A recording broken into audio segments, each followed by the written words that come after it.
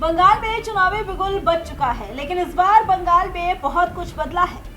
पहले जहां चुनाव का मतलब होता था पोस्टर, रैली और नारों की गूंज, लेकिन वहीं इस बार लोगों की जुबान पर एक ही चर्चा है, नाम कट गया, क्यों कट गया और इतने सारे लोगों का कैसे कट गया, ये किसी को नहीं पता। बंगाल में इस बार करीब 90,55,000 वोट काटे गए। ये सिर्फ एक आंकड़ा नहीं है, ये लाखों घरों की कहानी है, जहां आप लोग समझने की कोशिश कर रहे हैं कि आखिर सालों से चल क्या रहा था।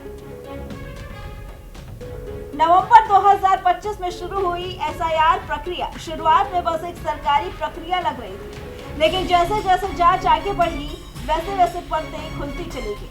पहले 58 लाख नाम हटे, फिर 63 लाख और आखिर में ये आंकड़ा 90 लाख के पार चला गया। ये कोई छोटी मोटी गलती नहीं थी, ये एक ऐसा जाल था जो धीरे धीरे बनता गया और अब जाकर खुला। मुर्शिदाबाद, उत्तर 24 परगना, मालदा, इन इलाकों में सबसे ज्यादा नाम कटे। वही लोग आपस में बातें कर रहे हैं कि आखिर इतने सालों तक ये सब चलता कैसे रहा, किसकी नजर नहीं पड़ी या फिर नजर थी लेकिन नजरअंदाज किया गया। इसी के साथ एक और तस्वीर सामने आई, करीब 2 लाख अर्धसैनिक बल पूरे बंगाल में तैनात किए जा रहे हैं। यानी चुनाव आयोग खुद ये मानकर चल रहा है कि हालात साधारण नहीं है, निगरानी कड़ी रखनी होगी और हर कदम पर नजर रखनी होगी।